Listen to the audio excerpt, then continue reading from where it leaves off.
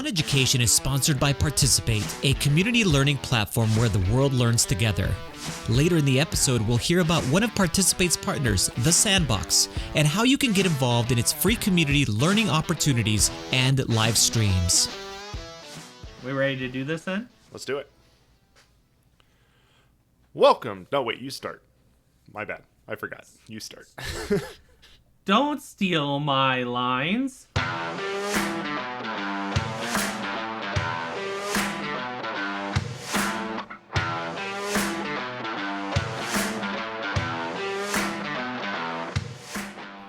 Welcome to OnEducation, part of the On Podcast Media Network. My name is Mike Washburn. And I'm Brad Schreffler. Friends, we have an awesome pod for you today. We'll talk about how we make education the frontier of experimentation and why we might want to do that, about some real role models you can show your students tomorrow, and our guest this episode is educator and author Dan Ryder. So, how's it going? You know, it's good. I would say, like, work is somewhat calming down. I mean, I think I'm down to like 12, 13 hours a day still? It's down to like 10 and 11 hour days. So that's okay, something. That's good. Small improvements, but I'll take it. Are you tired? Oh yeah, I'm exhausted. So where I'm at, high school start at 6:45. Like I have to be at school at 6:45 every day. And like getting up at 5 a.m. every single day is exhausting. Yeah. Like, are you a late night? Like, have you been habitually a night person too? Like, yeah, I don't really like to sleep. I feel like it's a genuine waste of time. So because if I could get those 8 hours back every day, think about how much more I could do. But so yeah, like last night I went to bed around 11 or 11:30, and I paid for it today. I was tired, so it just stinks. Yeah, that sucks. That's pretty early. So people listening can't see me, but I am red like a tomato, and that's because I've been outside a lot the last couple of days. My sister and brother-in-law came to visit for a couple of days, and I thought this was interesting to talk about just because of the difference between Canada and the United States, and even more specifically Florida, is that this is the first time anyone has been in our house for any extended period of time since March 2020. So we're talking like they stayed overnight. They stayed in the office here that I'm in now. They slept in here. We've had a couple weeks ago we had people over for a swim, but we were like outside the whole time virtually. We showed them the basement and stuff because we got it renovated. But that was it. And like we were nervous, all of us, even like them and kids. Like, I mean, we have Jacob, and they have a daughter who isn't vaccinated because she's too young. But it's funny because down there, y'all are acting like nothing ever happened in a lot of cases. Except for these... I went out yesterday and last night had dinner, went to a bar and grabbed a beer. Like that's, just normal stuff. I did wear a mask until I got to the bar. But I mean, yeah, it like you said, it is. I've been dealing with this a lot because it is this weird dichotomy of all my friends that I know on Twitter and are in other parts of the country and other parts of Canada. A lot of people in Canada, they're like fear and concern about the virus, and we just kind of like act like it doesn't happen. And I mean, I like to believe I'm careful. I wear a mask everywhere, but it's kind of hard to completely isolate myself at home when I go to a school with 2,500 kids every day. Like, the exposure is there, the risk is there, it kind of is what it is, and it's not right, it's completely wrong on so many levels, but it is definitely different down here. Interesting. Yeah. So anyways, we had a good weekend, and it was a lot of fun, but we're definitely going to pivot this episode now to fun, happy things, because I think be a happy episode. You know what's funny is that we could spend every single episode, the entire episode, every time talking about the crazy bad nonsense stuff that happens in education, but there's definitely some interesting things that have been on my mind. And one of the things that I just read today, I was reading an article about a streamer who, and I'll link the article because it's fascinating. He streamed as if he was a character in The Sims, and created a way for people to basically interact with him and tell him what to do as if you were playing the game, and had even like a health meter and a food, and like the food and the sleep and the energy meters and stuff like that. And when they interviewed him about why he was doing it, he talked about wanting to like push the medium as far as it could go, like to really find some interesting creative ways to deliver content in ways that no one has ever done before. And it felt super aspirational, and I feel like I've said this a few times, that we don't really do like if you think that using Google Docs in your classroom is innovative and cutting edge, I'm sorry, but like it's just teaching. Like it's not you're not breaking barriers anymore. And we don't do a lot of that. We're really afraid generally of crazy things, and I would love to encourage people to think about how they could like really do something bonkers.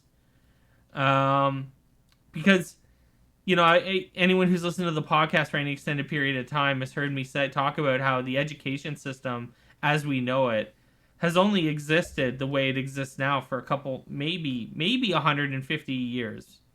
Not in all like the grand scheme of things, not that long we've been teaching. So I don't know why we think we know how everything should work and what we should be doing and what works and what doesn't.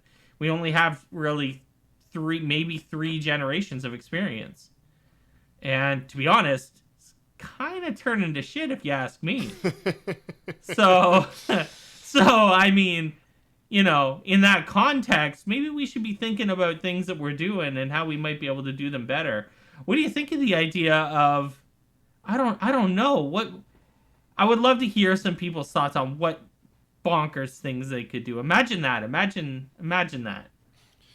Yeah, and I think like I agree. It is kind of like, to me, there's a difference. But when you say it's been 150 years, I'm like, that's a long time. I can barely count that high. But when you look at, it's really only been 3 generations. Like my grandparents went to probably the early stages of your great grandparents were not taught the way that we teach now. Well, and even our grandparents' generation, most of them didn't finish high school. It wasn't, right. It wasn't even really built as a 13-year system at that point. That's right. So to even say that it's been 150 years is also misleading, because the system has changed periodically throughout that time too. And so it is. It's but there's this pressure to like say that things are working on some level. It's like we all admit that there's problems in education, but ultimately we think the system as we've designed it will probably work and will produce good people or well-rounded students or citizens or whatever you think the goal of education is. But yeah, there's so much opportunity to just do something different. Get outside the bounds of what we think it is. And I think my frustration is the schools that are most often doing that are not public schools. I wish like it wasn't charters doing that also have questionable motives beyond just changing education. I wish we had a system that allowed for public schools to take more risks and take more innovation and push for something without kind of the stakes that we've built into the system. Yeah, I would really like to see the freedom, like for example, your role. You are an assistant principal in charge of delivery, like in charge of the teaching, like in the pedagogy, and it's like, so folks like you can really make a difference in this, I think, in letting teachers have the freedom to do, like, there's the pressure, right? I imagine there's immense pressure to do what's always been done and to do it the way that, your boss does it, or do it the way that the predecessor did it. Whether that person was good or not, I guess, is a different story. But it's like, you have an incredible opportunity to give autonomy to teachers to be able to do things like what the streamer did in Twitch, because I really just feel like that's a space where innovation is really happening. And I don't understand why we couldn't do the same thing in education. And what's stopping us? What's really stopping us? And it's longer than an hour conversation, right? And there are literally books written about it, but I do want to share the article so that people can see it, and hopefully it gets people's minds going, right? Yeah, and I mean, I don't know how many APs, principals, school leaders listen to the show. I don't know what that number looks like, but I think that is very much the argument that got me to finally break down and go get my master's and become a school leader, is that I wanted to be that leader that I always needed and I always wanted as a teacher. I wanted to be that leader that said, when you came in, my ultimate example of it is like when I come into a classroom and something goes horribly, horribly wrong in something they were trying to do. If they were trying to do something they've never done before and it goes poorly, yes, awesome. Do it again. Like, try it differently next time. Like, give it a shot. I just highly like that. I just get excited about. And so I wanted to be that leader that threw out the observation that day and came back another day when it went better, but not use that as a way to go get my teachers and give them bad scores and whatever else they're worried about. Yeah, for sure. So, Brad, did you know that there was a refugee Olympic team? Not until I saw this in the show notes. I did not. That's really awesome. I think it's amazing. I didn't know this until I wrote it in the show notes, that there is not only a refugee Olympic team that participated in the Tokyo Games, 29 athletes from 11 countries competing in 12 sports, but there are also 6 members of the Paralympic refugee Olympic team. And I just, listen, in a world where we really need role models, like in the worst way, and them to not be, I'm not going to name names because I don't want to offend people. It's a happy episode. To not be the people that we are using as role models, because not only do they generally not want to be role models, but they definitely don't try to be in most cases as well. These are, this is what, 35 of probably the most inspirational, brave, skilled people that you would ever meet. And the things that they've overcome, to get to that point where they're competing on the world stage as an elite athlete is unbelievable to me. There's a video, we're going to link it in the show notes, that the Olympic Committee created for them or whatever, but it's what a story these people must have. Awesome.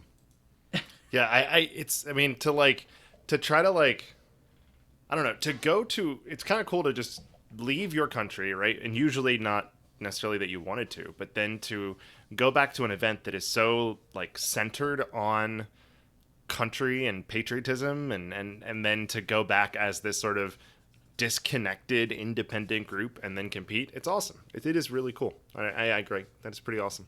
Imagine. It's just unbelievable. So listen, if you're looking for someone to put up in front of your students as a role model of things that overcoming adversity, I'll tell you, I can't think of better people than this. And finally, it's funny, you think you could get through an episode without us talking about video games, but you're wrong. Never. That never happens, and we're not starting today. You're wrong. You couldn't get through it. If you were wondering, and I don't know if you were, but I just read that Minecraft Dungeons, which is have you played Minecraft Dungeons? Yeah, we've played together. We played when it first Did came we out. play together? Yeah, you and I and Steve, I think. Steve, right? I couldn't Yeah. remember if I played with you or not. I know I played with Steve and streamed it, so you might have watched us play. But hey, there you go. You played with us. That's great. Comes out on Steam. So if you haven't bought it for Switch, and you haven't bought it on the Microsoft App Store, and you haven't bought it on Xbox or PlayStation, or through the Minecraft launcher, hey, now you can buy it on Steam starting September 22nd, which is, in a couple weeks. Yeah. What did you think of Minecraft Dungeons? It's fun. It's fun. It's not my normal style of game. It's got like that sort of Diablo gameplay style that is just not really my thing personally, but it's fun. It's entertaining. You kind of work through and upgrade your weapons and get newer stuff, and that was kind of cool, and I enjoyed it. It was entertaining. I played it for like 3 days and then haven't touched it again since. Which is actually pretty standard for me. That's not I was abnormal. gonna say that's like pretty normal gameplay. I think one of the only games that's held me in longer than that recently was Hades, which is so much fun, and that one got me for a solid few weeks. And actually, I think I want to pick that one got you for 4 days. Yeah, that one got me for like 2 weeks. I was pretty into that. Yeah. So yeah, Hades is super fun if you enjoy roguelikes. It's really, really cool, and it's one of those that, and I think it's on sale right now on the Switch store.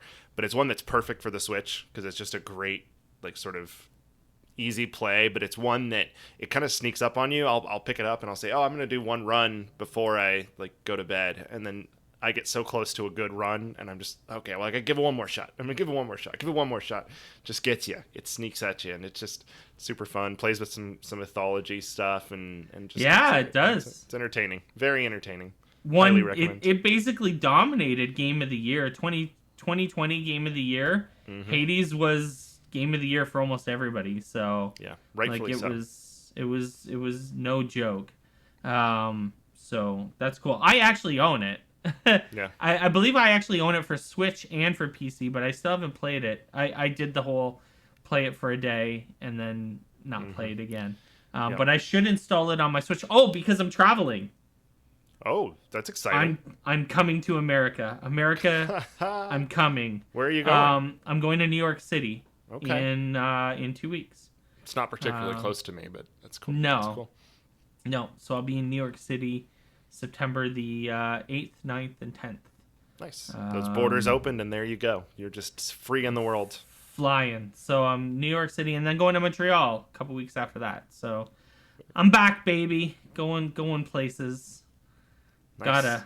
Gotta do stuff. So when we come back, this interview has been so long overdue, it's embarrassing. We're gonna talk to Dan Ryder. So stay with us. We are building this virtual community of educators who share an interest in game design and teaching new skills. We will use this space to connect, collaborate, and innovate with the Sandbox. That's Sebastian Bourget. He's the co-founder and chief operating officer at the Sandbox. This community is here to provide guidance, support, feedback, and suggestions on how to best use the Sandbox within the context of teaching and learning how to make video games. It allows also to connect experts and educators, bringing together existing creators and members of the Sandbox game platform community with professional educators. The Sandbox community has grown into a vibrant space of 100 plus educators. How can you get involved? More to come later in the episode. Welcome back to the podcast, everyone. Our guest is an award-winning educator, a self-professed comic book, movie, sports, music, comedy, design, history, technology, clothing, pop culture nerd, and definitely can talk about video games because we just spent 15 minutes doing that before we even went live. He's the co-author of Intention, Critical Creativity in the Classroom, and the education director of the Success and Innovation Center at MT Blue Campus in Farmington, May. This conversation is incredibly overdue. Welcome to the podcast, Dan Ryder. Hey, thank you for having me, Mike and Brad. Yeah, In fact, great. This conversation is so overdue, I'm not even the director of the Success and Innovation Center at Mount Blue Campus anymore. Holy crap! Oh, Mike's Did I research screw failed It's him. okay. Hey, Mike, you're okay. You're okay. Dan has not updated his bios very well. Yeah, tell Um, us what you do, because you need to introduce yourself anyway. So tell us where you're at now. Did you switch schools? I think you did. I did. I switched districts for the first time in my life. Wow. And to some people, that's not what. So, like, I switch districts every year. I was in the same place for 23 years. You know what the funny thing is, though, is that in the U.S. that's pretty common. In Canada, people don't switch schools. Even people don't switch school districts ever. So it's actually pretty normal down here. So tell us where you're at and what you're doing. So after the Success and Innovation Center grant ran out, and my program there unfortunately wasn't supported by our local school board or the superintendent at the time, which is a bummer. But a whole story unto itself, so we won't keep going down those paths. But I had an opportunity to go to work for CRCS, which stands for Community Regional Charter School, Overman, which is so CRCS Overman is a public charter school for grades 7 through 12 in downtown Skowhegan, Maine. It's project-based, it's community-centered, and it's unapologetically learner-focused. So it's a customized learning-centric school with proficiency-based assessment systems. So it's all about learning targets, ascribing those learning targets to pathways that are specific for the kid, helping that kid to, demonstrate those learning targets through projects that matter, things that have an impact on the community, things that have an impact on them as people, things that have an impact on the greater world, and doing so in whatever way works best both for the kid and for the place where we live and the place where they want to work and so on and so forth. So it's pretty rad. It's not pretty rad. It's amazingly rad. It's the school I would have created had I created a school instead of a Success and Innovation Center. I was going to say, it probably kind of feels good to be at a place where they're doing things the way that we always say you should be doing them. That is exactly what it is. And it's not without, we have our hitches. But our ideals, our values, our vision is shared. Like we're not like sitting there going, well, if only we cared about the same things. Like the principal and I, or the director and I, or the other people, we're like, we care about the same stuff. We believe in the same things. Sometimes we just disagree on the best way to do it, but it's not because we don't share that core value. And the way to do it can be worked out. Like between critical thinkers and professional people, you can hash out the way to do things, right? Oh, absolutely. And we don't actually have huge disagreements. I mean, the disagreements come down to really little minor things that aren't really that significant, which also makes the disagreements not really that heated or intense. It's more just like, really? Do we think that's the best? Well, okay. And it's like, okay, we can agree to disagree on this one because in the grand scheme, we know we're doing what's what we think is best for kids in the service of their future and such. So, it's like a school that is essentially a giant 2-story makerspace in a repurposed building in a small former mill town, rural Maine community that is trying to reinvent itself. And so the building itself and the school itself is like reinventing itself. And the school's only... The upper school, where I am, has only been in existence for like 4 or 5 years now. So, I came in after last year had started, and this is going to be my first year of starting the year, and it's awesome. I flip and love it. And this isn't to say I didn't love my old school. I did love my old school. It got to a place where I realized that the values had just become so divergent between what I thought mattered in education and what the upper leadership believed, like above the school building level, that it wasn't going to work out anymore.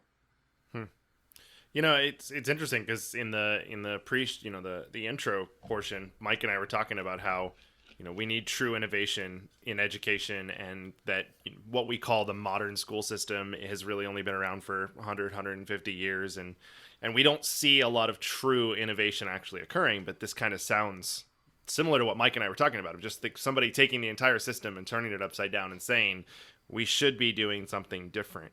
So it sounds cool. I'm curious though, as an assistant principal at a high school, and graduation requirements and getting kids to college has become everything I think about all the time. What is that, when you're in such a divergent system that is not following the traditional path, how do students fare when they get out and go back to a traditional quote unquote experience? Right. So when you think about divergent experiences, of course, then you have to immediately go to dystopian science fiction novels,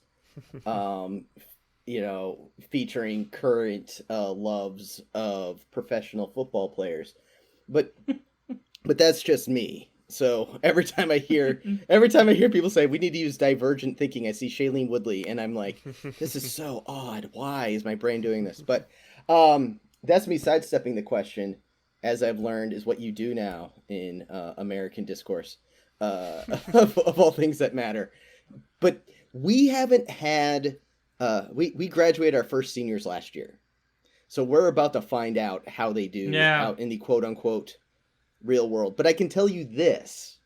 I can tell you that our two of our learners graduated last year with all but, like, I want to say, I think they were each, one was 6 credits shy and one was 12 credits shy of having their complete first year of college done through the university main system by taking pre-college courses. Like and it wasn't a disruption to their experience. It was like the school is built for when a learner is ready to get into those pathways. You don't have to apply to be part of a special program. You don't have to be selected. You don't have to be tapped or recommended. Like, everybody's working with everyone, and you're like, dude, it is time for you to take a college course if you want to do it. And by its time, meaning you've shown that you're capable of that type of thinking. You're like, yeah, but I'm a sophomore. Who cares? Like, it doesn't matter. You don't have to wait until XYZ pilot program finally taps you. Which is, that feels good, eh? Tends to happen, right? So in that respect, we're able to get our learners into those sorts of pipelines. The reason why we have an upper school speaks directly to what you were just saying about what happens when you transfer into something traditional. Because a few years ago, when those same seniors were in like 6th grade, those families started asking, what's going to happen when they get to 9th grade? And the answer was, well, you all go back to your home districts, because the charter school at that point was just K through 8. And they're like, oh, that's not going to go well. But so that's why they created the upper school for that purpose. Most of our learners that have transferred in, and I'm not an admin, so I don't want to get too, like, I want to make sure the things I say are, like, accurate. and I'm like, that, if the admin team listens, they're like, what did you say? But most of our learners coming in who transfer in, it's because the traditional system has not worked for them.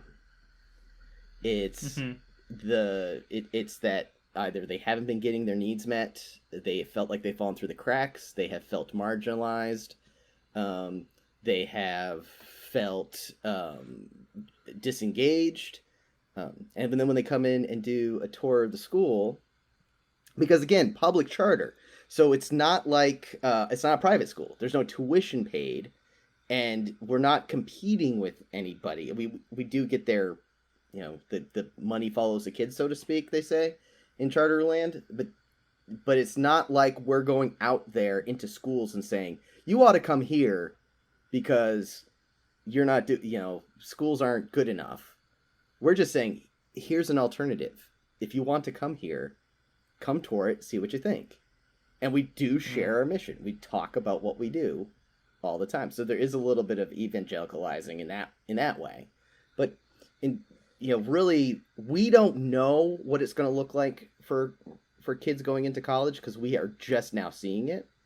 But in terms of our learners go and do tech programs all the time, right? With the same kids that they would be if they were in their home districts. They do great. Like two of our students received the year-end award for their respective tech program last year. Two rising seniors were recognized in their respective programs at their home tech schools. So now that's like a tech school isn't exactly traditional either, but the point being like they function pretty well. But it's a good question, and we don't know. We're really hopeful they're going to do great, and all signs point to that. And we've got a ton of kids who went right into the workforce. We graduated 14. There was only 14 kids in our first graduating class, and then our typical graduating classes are going to look more like 35 to 40. So it's it's intended to stay small. The design of it is to be small and to be something that may not work for everybody, but hopefully it works for those who can. And the reason I talk about what we do is because a lot of the stuff we do is stuff that I wanted to do in the traditional system and that I did kind of surreptitiously, like underground. I didn't sneak it. I didn't not tell people what I was doing. Duh. Like I was on freaking Twitter telling everybody what I've been doing for the past 8 years. Yeah. But it wasn't an expectation that's what everybody did. That's awesome. Nor would I force everybody to. I think, so there's a room for tradition too. What? We can have all the things? Yes. So, talking about what you've done historically, talk to us a little bit about your book, which I just love the title of it alone, just like intention, critical creativity. I just feel like is a great concept just on its own. But talk to us a little bit about your book, what it is, and why you wrote it. Yeah, so my friend Amy Burvall and I wrote it after collaborating for years on these kind of creative projects, just like formulating ideas of what to do with our learners. She's in Hawaii and was a classroom teacher at the time. And I'm in Maine at the time. She was at a private school in Hawaii at the time. I was in a public school in Maine at the time. So we were but we were always tweeting back and forth to each other and instant messaging each other. Oh, what if you did this? What if you did that? Oh, what if we tried this and that? Because what we were finding is that every time we incorporated a form of creative expression into the learning experience, no matter if it was for AP Lit or she was in an IB school, so whatever program in International Baccalaureate that she happened to be teaching in at the time, it didn't matter whether it was those learners or if it was super struggling, I don't even know why I'm here learners, their engagement was stronger and their transfer was stronger and their depth of understanding was infinitely more clear when they were given the opportunity to express those things through creative expression, express that thinking. So the idea behind critical creativity is that in order to make successful forms of creative expression, you have to really understand your subject matter. And you have to have some idea of the medium that you're expressing it through. And that in doing, and all the choice making that you have to do in order to get to that point where you've expressed that idea, you're doing all that in-depth, higher order on the blooms that you're looking for. All the critical reasoning, if you're on a Marzano model, all of those things are happening. And the only way to find that out is by finding out what the intention is. By finding out what was your thinking behind why you did what you did. You've got to ask that of the learner, and they have to express that. Because we've all seen the projects. We've all seen the projects that are like beautiful, right? And you're like, that's great. Nice job on your tree that represents the book about trees. And everybody's like, oh, it's so pretty, it's so pretty, it's so pretty. And what happens to it? It's in the dumpster. Right? So we have a chapter called No More Dumpster Projects. Because that's where so much of that thinking ends up. Because there's no reason why that project truly demonstrates the thinking. It's just pretty. And then you're just assessing a piece of artwork. You're not really assessing whether or not they know anything. And that happens a lot, right? We've seen that. How many projects, like book report projects, have we seen? And it says, make a poster of the book, right? And it's just like, or an alternative. My favorite that I got through school was the alternative book cover. Oh yeah, I paid attention twice in class. I can make a book cover. Solid B every time. Yeah. Right? So the idea is, all right, so make a book cover. Now, explain why you chose the font that you did. Well, what's your text evidence that supports your choice? Find me the passages from the text that prove that that's the right font to use. Find me the passages that prove that's the right image to use. So you used a photo and not a hand-drawn image or a painting. Why? Yeah. Why did you choose realism and not abstraction? Right? And you don't have to like have a super complicated choice making for the kids that like might marginalize kids who don't have artistic backgrounds. You're like, no, do you want to do something that looks realistic, or do you want to do something that looks like an idea, right? Mm-hmm. Conceptual versus realism. You explain those basic things, you have them make choices and explain their choices.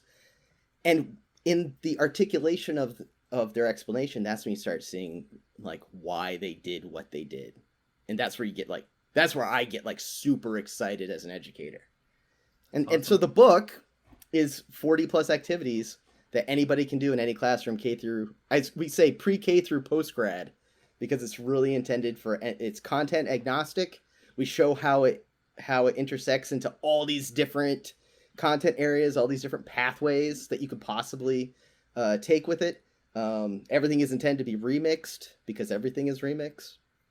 And yeah, I mean, we're super proud of it. It came out a few years ago, and it's pretty evergreen. There's like maybe one or two things in there that you might go, well, that didn't age great from 2018 to now. but the rest of it is like, oh yeah, we could do that.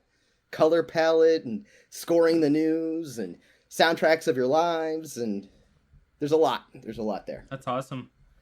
So we'll put a link to the book in the show notes, because it sounds awesome. The Sandbox is creating a learning ecosystem where educators can learn in weekly streams, bring ideas into their classrooms, collaborate with other educators, and become Sandbox ambassadors. Our goal through the stream is to show the world how low the barrier can be to teaching and learning game making through our no-code and accessible platform. Anyone can do it. Passion and education. You can feel it in the streams as we explore and share ideas around game design implementation in your teaching practice. Join the community to learn more at go.participate.com/sandbox. Speaking of, some other things that you're working on, I came across, I'm kind of in South by Southwest mode right now too. Everyone that we know, all of our inner circles are hawking our sessions at the moment. I'm coming sessionless, but I'm still coming to Texas mainly because I want to party. So I'm working on getting there. I'm figuring it out. Brad, we will find a way.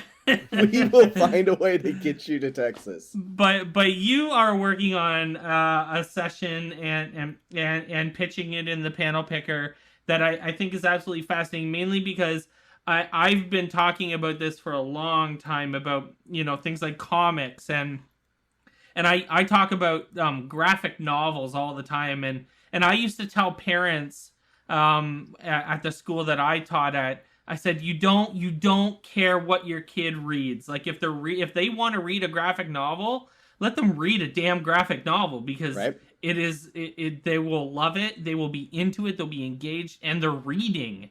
And so what do you care? I remember having a kid that loved reading car magazines and could tell me everything about the new Ferrari. And I was like, they said, don't you think that's bad that they don't want to read the novel? And I'm like, no, they're reading about what they care about. How about some novelists write a good novel about cars? Does anyone know of one? I don't. Right. So you're doing this amazing panel, this panel picker presentation.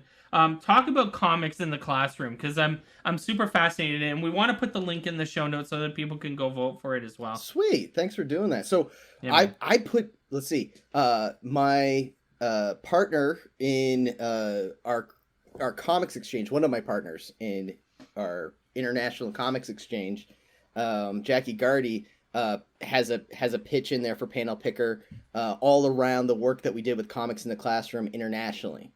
And then at the same time, I was like, oh, you know what would be a good session? So I put in a pitch for a critical creativity session, actually. So we got kind of like both. There's two in there. But the panel that we're really hoping to put on showcases our AE Comics VX experience, which was done through the United States State Department, of all places. Because when you think innovation, the first thing you think of is, United States government bureaucracy. I bet they've got a lot of cool comic things books going too. on. Especially comic think books of comic things, books. right? Yeah, you totally think of comic books. I think they're mostly do just the State villain in comic books. I don't think that's their State Department Right. comic books. Right. But Yeah. so I've been a consultant for state for, I want to say, like almost 4 years now, and it's been awesome because I work in the English language program, in the Office of English Language Programs, which is part of the Bureau of Educational and Cultural Affairs. And so it sits in one of those corners of state that doesn't get all the attention that it probably deserves, but it's also, the non-political side. It's really about soft diplomacy and developing relationships and really trying to help all people become stronger communicators and stronger thinkers and critical thinkers. And yes, it promotes American values, like core American values, like kindness and understanding and empathy and acceptance, and things that, yes, in our discourse right now might seem a little off. But if we live in ideal land, that's what it's designed to do, is to create foster an appreciation and a love for critical thinking and English language. So Jackie Gardy and I and our friend Josh Alves, who's an amazing artist, we created a comic book guide to creating comics in the classroom called Panels and Perspectives. And it's a 22-page comic that explains how to use comics in the classroom. So cool. And it's for free. You can get it. I'll send you guys the link so you can throw those in the show notes. But it's pretty fantastic. It shows how you can use it to build empathy, how you can use creating comics to demonstrate your understanding of language, to demonstrate your understanding of your culture, understanding of people around you. That was really successful. So we did this like 1.5 year experience with 400 educators around the world in, I'm going to get the number of countries wrong, but something like 43 different countries over in these 3 different cohorts we did it with. And it was Jackie, myself, our good buddy Tim Smythe, who people might know from History Comics. He's a huge comics in the classroom guy, really like a major player in that world.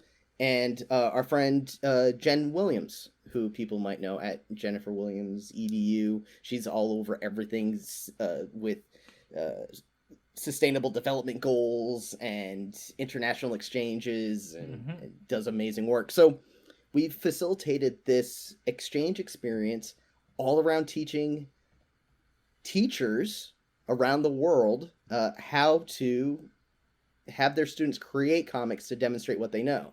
And the teachers had to make comics themselves in order to learn it. So we ended up creating 3 volumes of anthologies of teacher-made comics. That's so good. Which is like, and they're super great because they had to create their own superheroes that represented their cultural, like what matters to their culture and their communities, and use them to then solve problems in either their community or other communities. And they just came up with these fantastic superheroes. And so you had like people from Senegal, like talking with people in Brazil and finding all this common ground about like similar problems they were facing, and finding like that their values are like the same, which for me, it's not shocking, right? Like, because I think most values are pretty standard across most of the world. We're more alike than we are different. But for a lot of people, it is stunning. It is like a whoa, what? Because they haven't had the experience to learn that, to really be immersed in that. And it's just awesome. I mean, it was like tear invoking to see some. We had Jeremy Williams on the podcast once, and he teaches in the Middle East, and he went on for about a half an hour just talking about how it's not anything like the average American perception of what the Middle East is so off of what it actually is. Yeah. That it's mind blowing to the average American what it's like over there, and that that whole idea of, that it's amazing, like something like that comic books can just bring people together and make it remind you that we are a lot more similar than we all think we are. Yeah, especially when we're not focused so much on like reading superhero comics or reading a particular comic. It's not about the reading, it's about the creating, because you're using those words and images and the fusion of those two things to express ideas. And so what the visual language might lack, the verbal language like comes in to help, and vice versa. Yeah. And the beautiful thing, the magic of comics is the gutter, right? It's a space in between each panel. That's where all the mojo happens. It's all the things you don't see, and whether or not you understand the relationship between image 1 and, panel 1 and panel 2. And that's what you see, like all these people getting it. And it's like this, it's beautiful. It's really, truly amazing to watch people look at each other's comics, and they may not be able to read all the words, and they may not understand all the art, but they know between the two, they put it together and they understand what the idea is. And we go back to that intention idea, right? Because they're making things on purpose. And that's the thing that we teach them about making comics. Comics work really well when you do things on purpose, when you use intentionality, when it's not about art all the time. It's not, you can make a really great comic using stick figures. We've all seen it, right? Yeah. It's about how are you communicating those ideas using these simple shapes and simple, these relatively simplistic pieces to express some pretty powerful ideas. And you can see it. It's just like, what? You were saying about like that understanding that we think we have. It was super cool. We one of the teachers, Walla, who's actually on our panel that we're pitching. We're hoping that she gets to share her story, and Augusto from Honduras. We're hoping that he gets to share his story at South by. Walla, her students got online with some of my students last fall, just before Thanksgiving, and they were studying American Thanksgiving and wanted to find out, like, so is this stuff true? And 90% of what they had been learning was like not true for Maine. It was like true for some other things. But then she's like, so we're going to sing you the traditional Thanksgiving song. And all my kids were like, the what? And they're like, the song, don't you sing this song? And she goes, everyone, and they sang it, and the poor kids were like so mortified, but they were singing it, and our kids were just like, we don't know what this is. What are you talking about? And it was just one of those things, it ends up in a book with like, oh, here's the song about Thanksgiving, right? But the way it's framed, it seems like, this is what everyone sings at Thanksgiving time. Thing. I'm like, oh no, nope. Let's see. There's a radio station that plays the song Alice's Restaurant every year by Arlo Guthrie. But that's not. Nope. There you go. I got nothing there.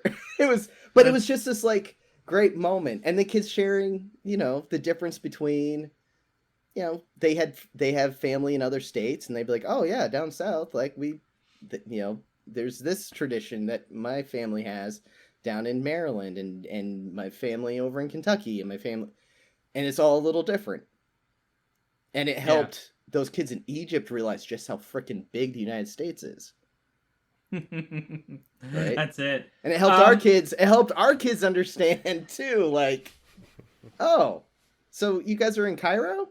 Yeah, that's this tiny little dot in Egypt. Egypt is right. Egypt is a pretty big country too. Is really big. And yeah. Oh, really? And I'm like, yeah, guys, look, math. That's awesome. So, that's awesome. Anyway. I want to switch gears just a little, and one of the things that I appreciate about you is your willingness to engage in political conversations. You retweet politics stuff. You share your opinion on politics as an educator, and you're a well-known educator, and I think the common concern is that this stuff can hurt you, and depending on where you live in particular, it's a little more concerning being from a red state, predominantly red state. You live in Maine. We're Canadian, which is we are the purplest of the purple states. and I'm whatever is more blue than your blue. That's what I am. Technically orange is my color because I'm an NDP supporter. So there's that. And I always joke I'm just shy of being a socialist. So that's me. But I'm also fairly willing to share my political. We're Facebook friends, so we see each other's comments all the time, and so. I wanted to at least get your thoughts on, how you feel about stepping out, and sharing your thoughts on, your favorite senator, and whatever other thoughts you have, and how you reconcile, your job and your career and your desire to travel and spread your message to other places that may or may not be more accepting of teachers sharing their political opinions. What are your thoughts? Well, tell us what you think about Susan Collins. No, don't. It's okay. No, also, I can tell you what I think about Susan Collins in about 4 words at this point. Like, I am over it. But so. I guess it's my first belief is that teaching unto itself is a political act. Yes. Education is political. And when people say there's no room for politics in education, I say, then why do elected officials decide how our schools work? Why do we vote for school boards? Why does it matter if someone's a Republican or Democrat when they run? Why do we have governors and state legislatures making the final decisions on things about how our public schools run? It's because schools are inherently political. It just is. It's not like up for debate. It just is. So I find that when I was younger, I had a hard, I played it a little closer to the chest. I do live in a fairly conservative area, but also a very dynamic one in Western Maine, where we have university campuses, and so we do have a really strong liberal, so to speak. The terms liberal and conservative at this point for me drive me crazy because they don't mean what they used to. Back in my day, it just meant you wanted slow change or you wanted big change. Back in my day, Republicans wanted smaller government and Democrats wanted bigger government, right? But liberal in Canada means centrist, so right. Yeah. And now it's all like, cats are kissing dogs, and it's all the crazies. It doesn't mean what it used to mean, right? Because there's just as many radical conservatives as there are radical liberals, and just as many moderates in both all of those labels. It's not that we shouldn't have labels. We need them in order to understand things, but just the terms have gotten co-opted to fit particular agendas so often that's where a lot of it falls apart, because we won't really listen to what the other person is saying. We label it immediately. And I think that's something that kids need to know. So my goal when I go into my classroom isn't to go in and promote one agenda or the other. My goal is to promote them to think, and to think, why do you think the way you think? And it loops back to the book. Like, why did you, explain to me your thinking? Not because I'm trying to change your mind, but because I want you to really understand why you think the way you think. What led you to this conclusion? And if the answer is because my uncle said so, that's the answer. That is your truth. I'm not going to sit there and be like, your uncle's wrong. I'm going to say well, if what you just said is racist, let's talk about racism, right? If what you just said is sexist or homophobic, that goes against our core values as a learning community, because we create a safe environment for all. So we don't have to out everybody out in the room to do this. We can do this on the side, but it's important that people who do feel attacked in the room or feel unsafe know that I've got their back, because it doesn't have to be a us versus them, but they need to know that I support them because I support everybody. Just as when that person says something disparaging about the background or the person or the identity of someone who shares a different political view from them, I go, hold on, whoa. Not everyone who owns a gun is a horrible person. No. There's nothing wrong with gun ownership. There's nothing wrong with hunting. There's nothing wrong with all these things. There's nothing wrong with believing in small government. There's nothing wrong nothing wrong with believing that representative democracy has flaws. There's nothing wrong with believing in Medicare for all, and there's nothing wrong with believing that you should have to pay your own way in certain, there's nothing actually wrong with any of those beliefs. What's wrong is when we then just we paint an incredibly broad brush, and then we start making judgments on people as humans and deciding how they have to live their lives based solely on one particular set of ideology, which just happens the weaponization of those beliefs. That's exactly it. You just said it. That's exactly it. So it is my job as an educator to protect the safety and sanctity of all of my students. Yeah. And the reality is, as much as some people don't want to hear it, and I always get the whataboutism, there is a tradition, generational tradition, of one particular sets of ideology infringing upon the other again and again and again and again. So I don't have any problem calling out racism for what racism is, or homophobia, or transphobia. Now, calling it out doesn't mean that, I called out differently on Twitter than I call it out in my classroom. And because the internet, you put it on the internets, and it's everywhere, right? You can't hide anything. So I don't have separate accounts. I don't have separate identities. I don't change it up and have my personal one and my business one and my, I get why some people do, and that's okay. That's their choice. For me, I am who I am. And I know that whatever I put out there is eventually going to come back around to me. So I make sure that everything I put out there, if someone goes, did you tweet that? I say, yes. Is that a So you can problem stand, for integrity, you? And something why? you can stand behind.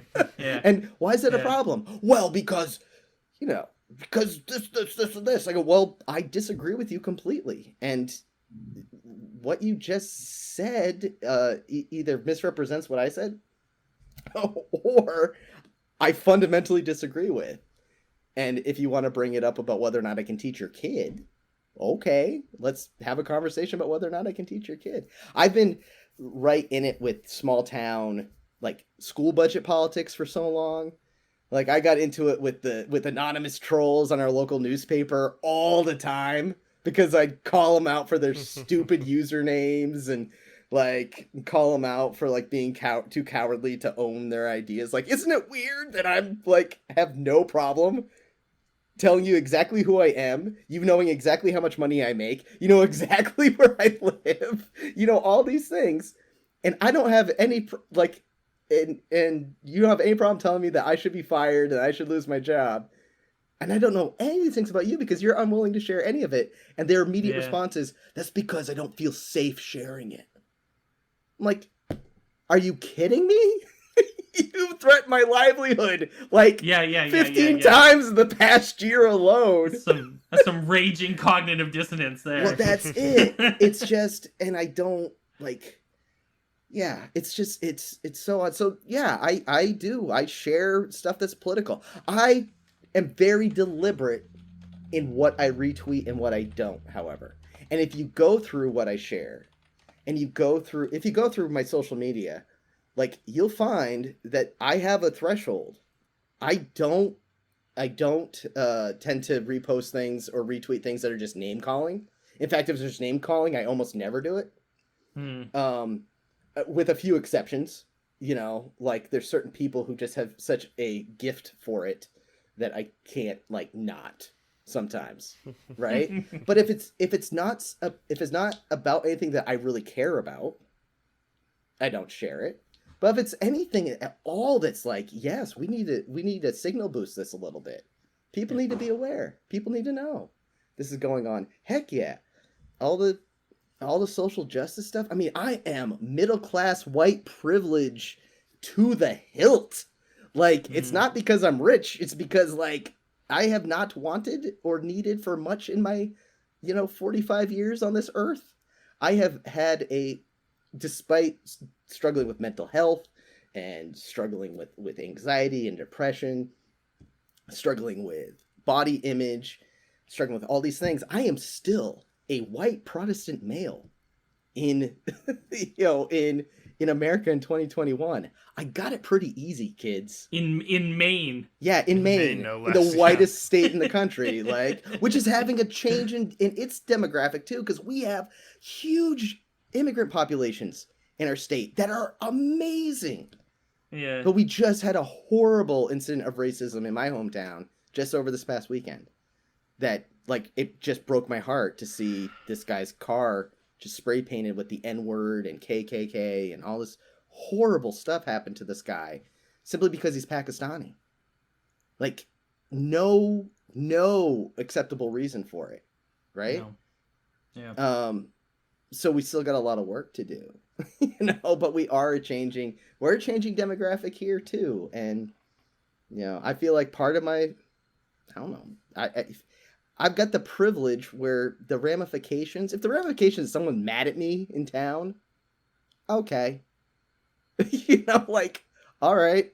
It's not like my livelihood's going to be taken away because that's not going to be what happens. That's like, it just isn't, as long as I'm being respectful and like thoughtful and mindful about how I go about being a politically active minded person, Nice. Well, speaking of your political activities and sharing that vision out there, we first of all, thank you so much for joining us on the show. It was a great chat. We really enjoyed talking to you. If our audience wants to know more or talk to you more, connect with you, where can they find you? You can find me all over the internet. I'm at Wicked Decent on all the socials. But really the two that I spend most of my time on is Instagram and Twitter. You can also check out my website, danryder207.com. And if you're like, wait, what was the number? It's just Maine's area code. Because we only got like 9 people so we only have one area code.